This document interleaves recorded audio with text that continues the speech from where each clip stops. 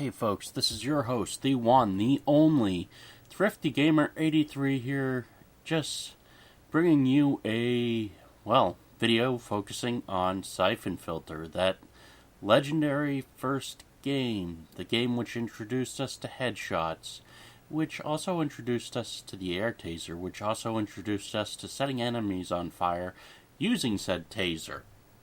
Syphon Filter really is a gem for the PlayStation. It just oozes classic appeal and charm, and you can really see how Sony, using a first-party 989 Studios, really did a good job. Yeah, I set myself on fire. See, you have to be careful with the air taser. But yeah, 989, I miss 989. I miss when Sony really wanted to contend with the first-party licensing like Syphon Filter. And it is one of those things which you miss. You miss when Sony wanted to be practical about their licenses. When they wanted to do certain things which were just fun at the time. And yeah, it's fun to light people on fire in this. Just grab the air taser and there you go. Look at them go. It's like chili powder on the dog's ass. There you go, folks. There you go. Anyway, yeah. Syphon Filter was altogether a lot of fun for me. It was in between Ocarina of Time, and it showed. It really brought out a lot of the appeal and charm for first-time PlayStation owners. It may not have aged well, but as a game, it's still fun to play. As a game, it still commands a lot of my attention. Syphon Filter really is cool still. You have a lot of fun with Syphon Filter, you have a lot of memories. The lighting textures, the detail, and keep in mind, this actually predates Metal Gear Solid. So, in essence, it kind of feels to me like a better version of Metal Gear Solid, but also a better game than Metal Gear Solid. And I'm sorry if I offend some, but, that's how it is. I cannot help but think, Metal Gear Solid was a great game. If anything, the environment used in Syphon Filter was so much more elaborate. Instead of being confined to one area, such as the Shadow Moses Island, you weren't. It was a bigger world. And yeah, to me, Syphon Filter felt like a bigger world. It felt like a bigger game. I'm missing the headshot. Yeah, and Metal Gear Solid wouldn't get a headshot until Metal Gear Solid 2. Now, how bad is that? Really, in the grand scheme of things, Syphon Filter had headshots before Metal Gear Solid. And it shows a good deal of the capabilities of the PlayStation. I'm not going to sit back and knock Metal Gear Solid. I loved playing Metal Gear Solid. But Syphon Filter, wow. What a game. Really, I think people just forgot about how powerful the PlayStation actually could be. you didn't see this style of action in a game and not expect to be just blown away. You wouldn't see this without knowing how much of an impact it would have all around on gaming.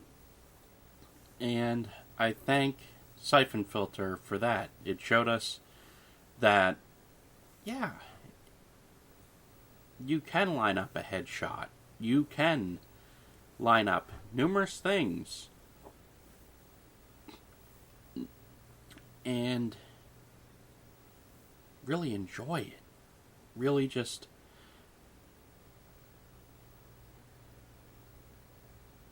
find a way to enjoy all of it.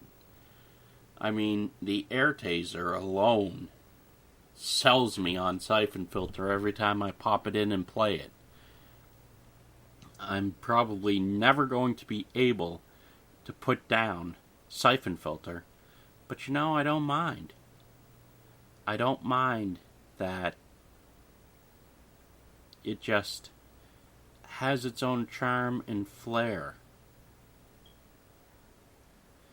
Now, auto-aim is a little bit dicey. It pretty much requires you to aim through your ass, I guess is what I'm saying. And, yeah.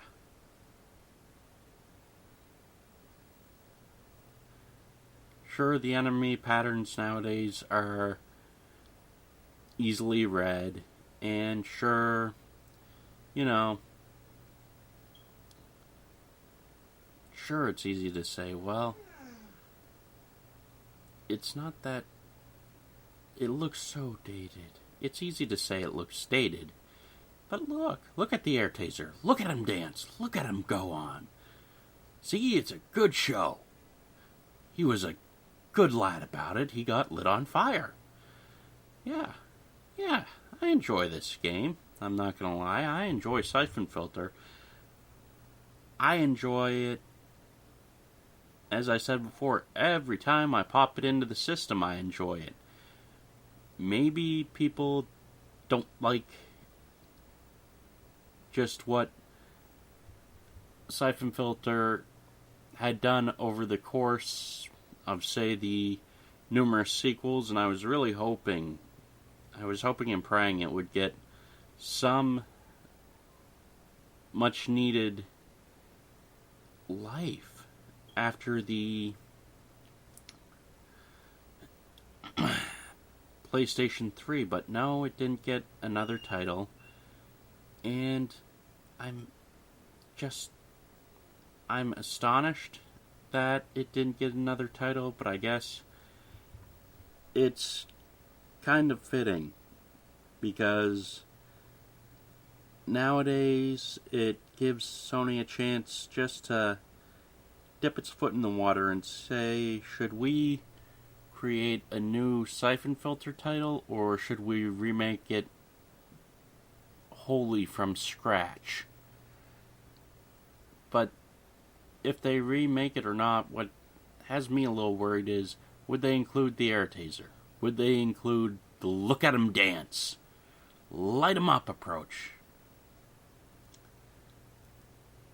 You have to look at it like that, and looking at it like that, I'm thinking, please don't remake this, Sony, because then it would ruin the classic appeal. But at the same time, I want to say, Sony, make a new title for Syphon Filter, please.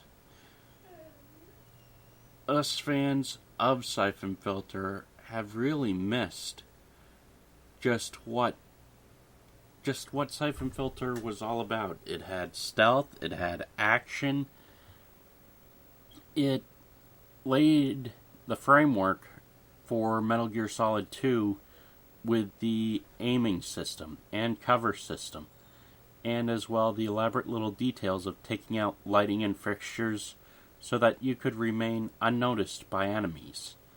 And of course you start the game off with a silenced pistol, as per usual, I guess. And